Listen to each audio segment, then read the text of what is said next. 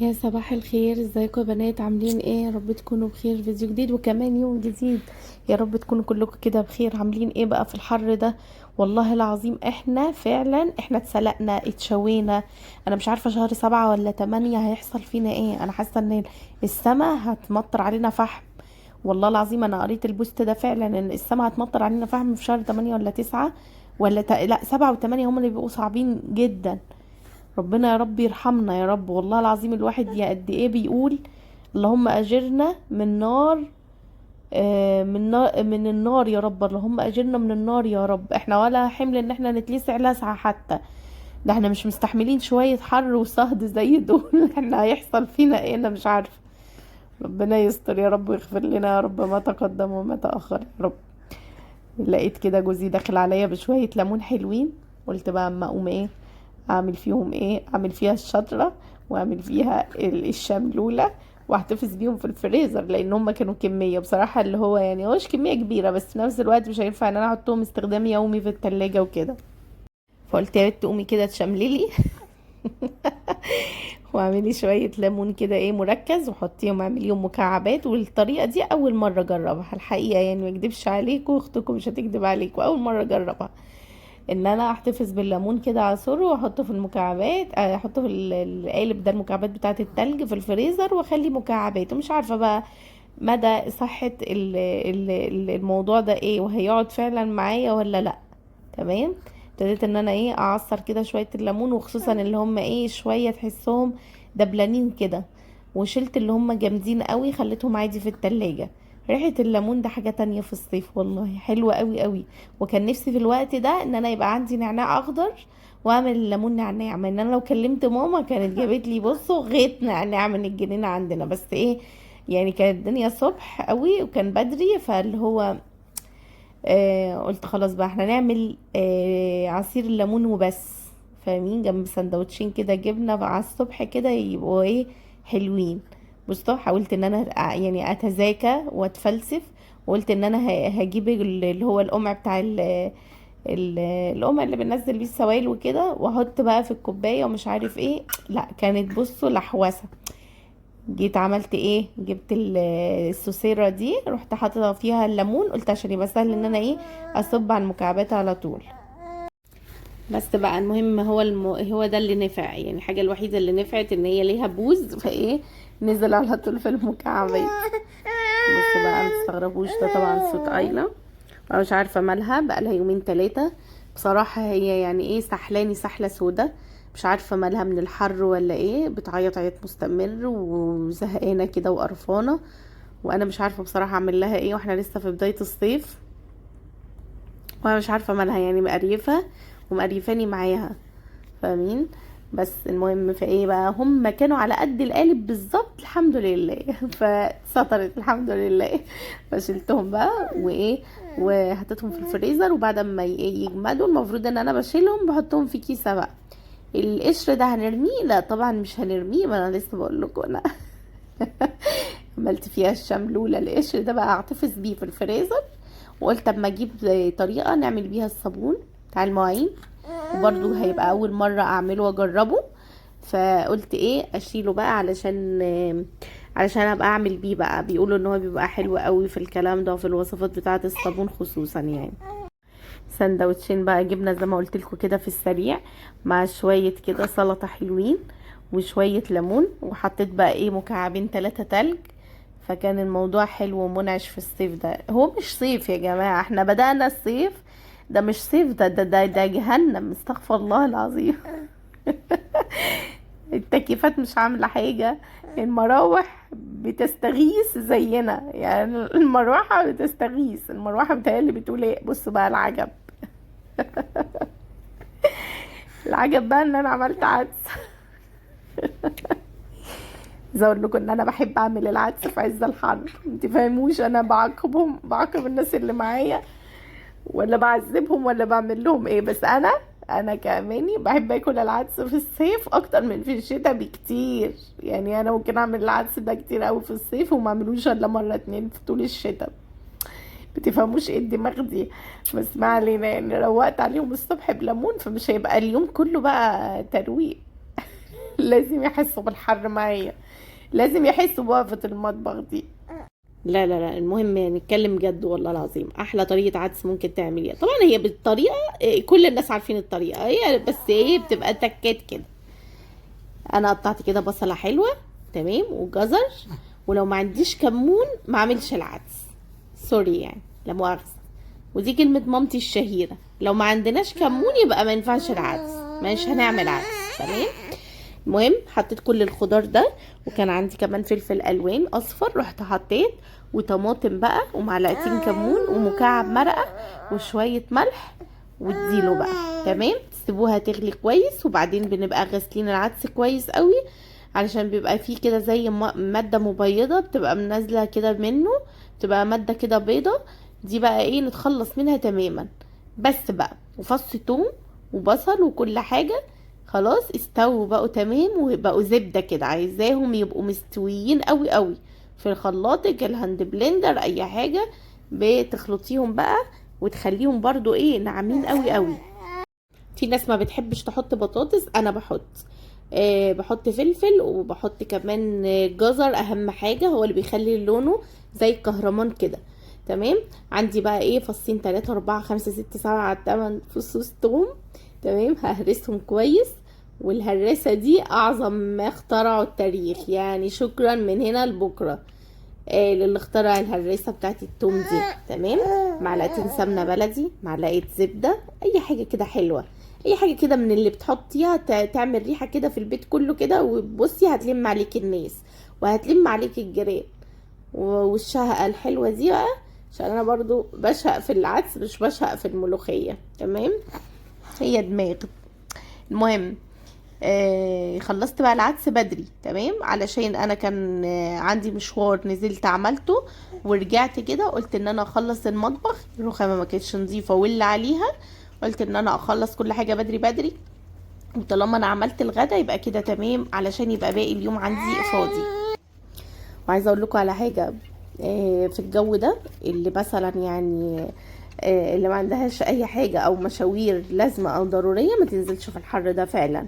الحر يعني بره بيبقى حاجة، البيوت لينا نعمة، اما بقى الستات اللي بتشتغل بقى بتشتغل وبتخرج دايما دي ربنا يكون في عونها. اهتمي طبعا بالنظافة بتاعتك، واهتمي كده تاخدي كده شاور قبل ما تنزلي الشغل بتاعك، لما تيجي كمان خدي شاور وقومي واصحي وخدي شاور خدي شاور 14 15 مرة في اليوم، احنا الجو عندنا بسم الله ما شاء الله يعني يساعد، يعني فاهمين يساعدك على ده، يعني خدي راحتك خدي راحتك وخدي وقتك. لا وتلاقي الناس ماشية يعني على وشوشها بسم الله ما شاء الله، على وشوشها البسمة والرسمة الضحكة الحلوة والابتسامة الجميلة اللي هي ايه كلها رضا عن الجو، والناس كلها ايه بتضحك في وش بعض، والناس كلها ايه مبسوطة في وش بعض. ويا سلام لو رحتي مصلحة حكومية كده زي ما انا عملت، يا سلام تلاقوهم بيرحبوا بيكي ويقعدوكي ويجيبولك مية ويجيبولك حاجة ساقعة تشربيها. يعني بصوا احنا لنا الله والله في مصر، لنا الله يعني لنا ربنا لنا الجنة، ان شاء الله نؤجر على ده ان شاء الله بإذن الله. عايزه اقول لكم والله العظيم حصل، سيبكم كل الهزار ده كله، حصل موقف النهارده زعلني قوي قوي والله، انا مش عارفه بجد يعني، ربنا يا رب يا رب ما يجعلنا من الاهالي اللي ما يعني اللي ما بتهتمش بتربيه عيالها بجد. يعني انا مش عارفه والله العظيم، انا ماشيه في الشارع وكنت يعني كنت كده ايه منتظره جوزي كده في مكان، المهم في ولد اللي هو يعني بصوا تحسبوه عمره كده على 14 15 سنة بالكتير، راكب عجلة تمام، وفي انسة او مدام اتنين ماشيين مع بعض، بنات اتنين بنات بس هما شكلهم يعني مش انسات، شكلهم امهات فاهمين، بس صغيرين كده في السن فماشيين عادي. فانا ملاحظة الولد راكب العجلة بتاعته وواقف مع واحد صاحبه من بعيد كده شوية، والله زي ما بحكي لكم كده. فالمهم فايه البنتين كده جايين يعني جايين من بعيد وهم فهو بقى ايه راح راكب العجلة بتاعته وراح ماشي كده تمام، جاي على البنتين يعني، فاهمين؟ هو جاي على البنتين يزنق عليهم، فاهمين؟ وجنبهم عربيات، عربيات راكنه، فهو زنق عليهم لدرجه ان هم البنات اتلزقوا في العربيه. تمام، وقال يعني هو ايه، اللي هو لسه بيتعلم تقريبا السواقه، سواقه العجل، او هو هيقع من على العجله او ايا كان يعني. المهم بيشتغلهم علشان هو يتحرش بيهم، فاهمين؟ اللي هو عايز يتلزق فيهم، يتحرش بيهم. فانا للوهله الاولى انا افتكرت ان الواد فعلا هيقع من على العجله وغصب عنه ان هو لمسهم او كذا. تمام، فهي البنت بتقول له ايه ما تحاسب، بتزعق.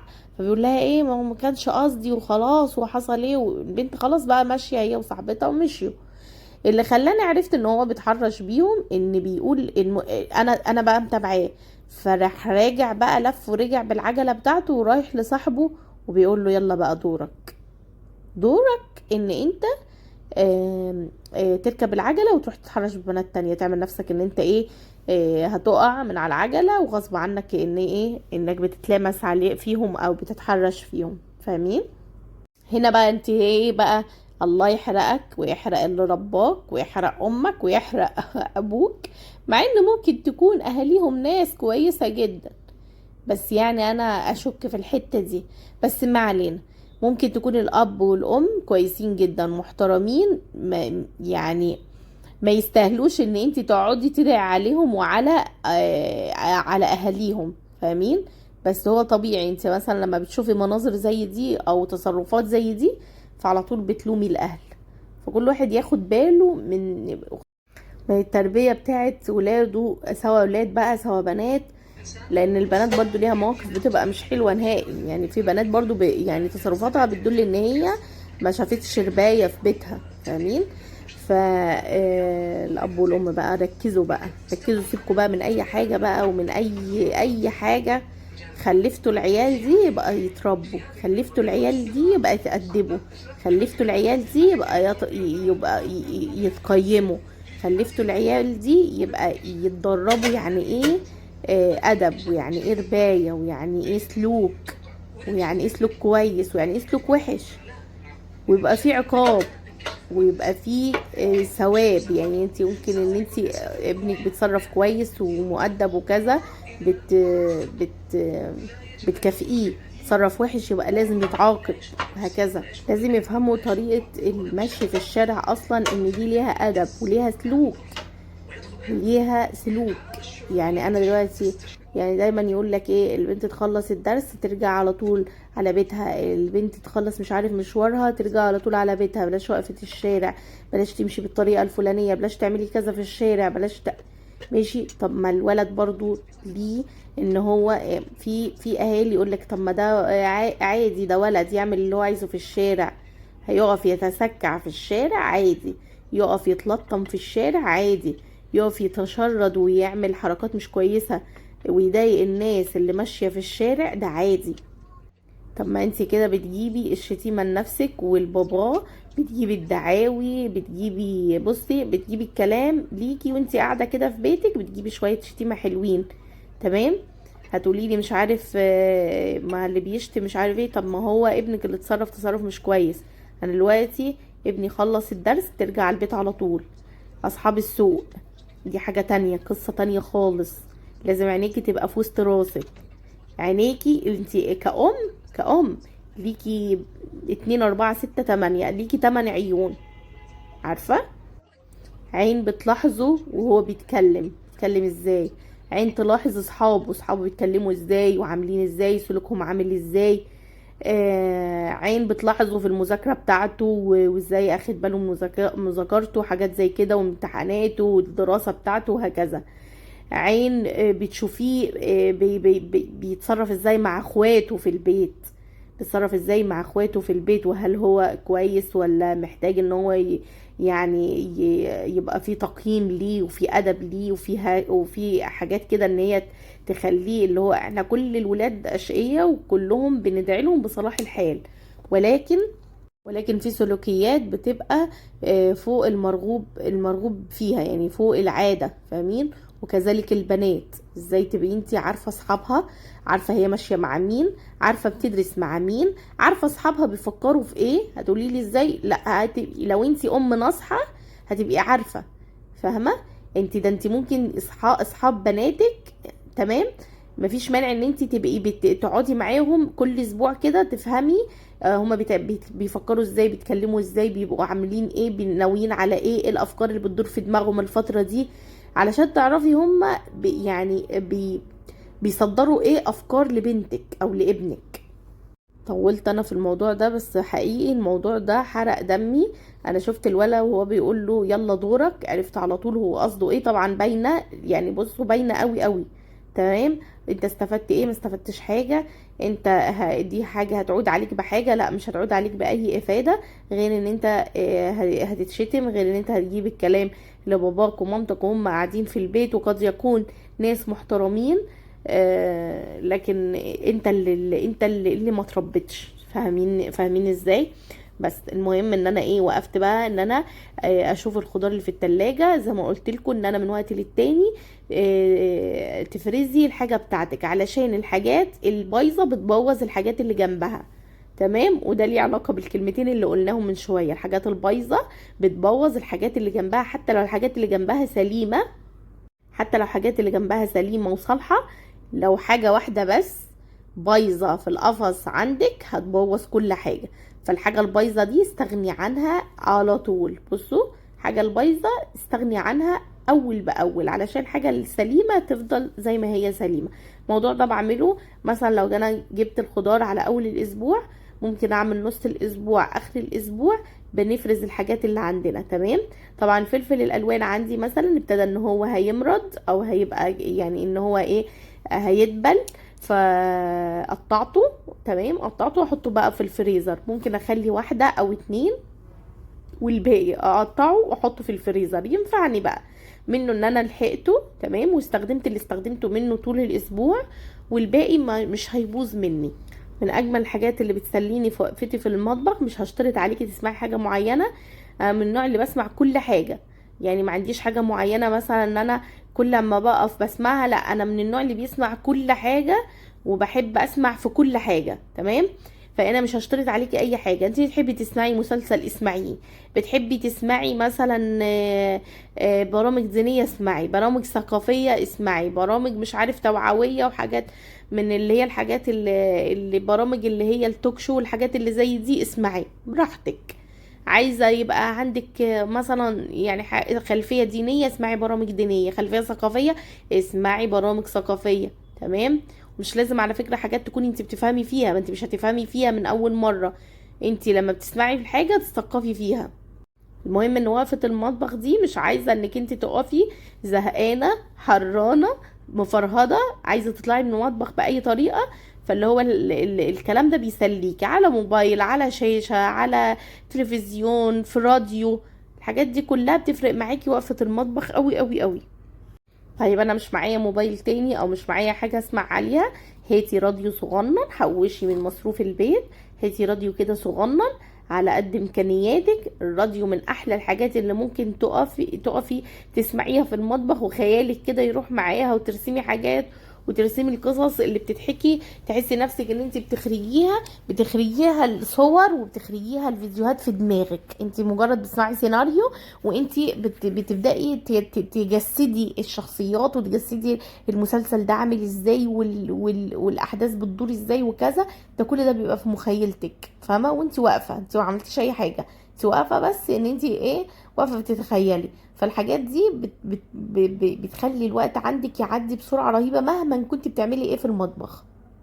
هنا بقى من ضمن الحاجات اللي انت ايه تلحقي بيها كام طماطميه كده يكونوا ايه دبلانين عندك، وابتدوا ان هم ايه خلاص كده بيقولوا لك ايه الحقينا. انا بجيب كده الجبنه اللي عندي بتبقى حادقه شويه، بقطع عليها طماطمتين تلاتة، بحطها في علبه التلاجة مع معلقه زيت زيتون. بصوا بتبقى وهميه، وتبقى سهله قوي للاستخدام على طول. عندي البنات ما بيحبوش الجبنه بالطماطم، بس انا بحبها بصراحه. فبتبقى سهله بالنسبه لي، سندوتش كده الصبح، سندوتش بالليل، في نص اليوم، بيبقى سهل قوي قوي. في نفس الوقت ايه لحقتي الطماطم اللي عندك. تمام. خصوصا الجبنه اللي عندي اللي انا جبتها اخر مره دي كانت حادقه قوي قوي، فكان ده يعني احسن استخدام ليها. نيجي بقى الوصفة كده سريعة حلوة ومن ضمن المرطبات الحلوة في الصيف. تمام. عندي هنا ربع معلقة، ربع كوباية من السمنة او الزبدة، عليها نص كوباية من الدقيق. تمام. وتحمصي بقى الدقيق كأنك هتعملي بشاميل بالظبط. تقعدي تقلبي بقى لحد ما ايه الدقيق كده تحسي ان ريحته طلعت، وسويه كويس قوي لان الموضوع ده بيفرق قوي في الطعم. تمام. هننزل بقى بكوبايتين من اللبن. تمام. كوبايتين من اللبن، وتقلبي بقى كويس قوي قوي كأنك هتعملي بشاميل، بس ده البشاميل ده هيبقى ايه، المهلبية دي تبقى مسكرة. حاجة حلوة وفي نفس الوقت بسيطة قوي قوي. تمام. نحط بقى ورقة فانيليا، وتقلبي كويس قوي لحد ما القوام بتاعك يبقى كريمي، وهترفعيه من على النار.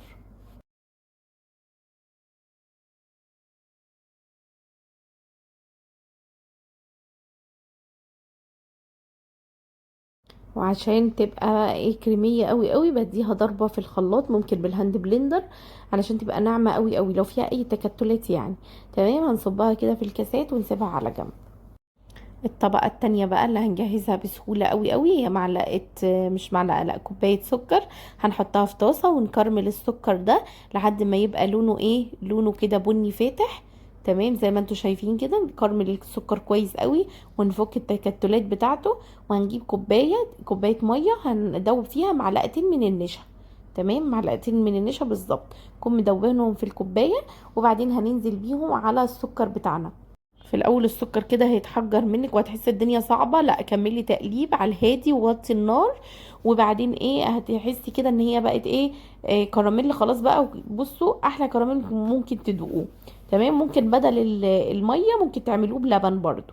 بس تنزلي بقى بالطبقة دي على المهلبية اللي احنا عملناها، وتدخليها في التلاجة، وهتاكلي احلى تحلية حلوة وبسيطة وفي نفس الوقت ما خدتش منك وقت. ان شاء الله يا بنات اشوفكم على فيديو جديد. حطوا لايك بقى للفيديو وتصبحوا على خير. باي باي.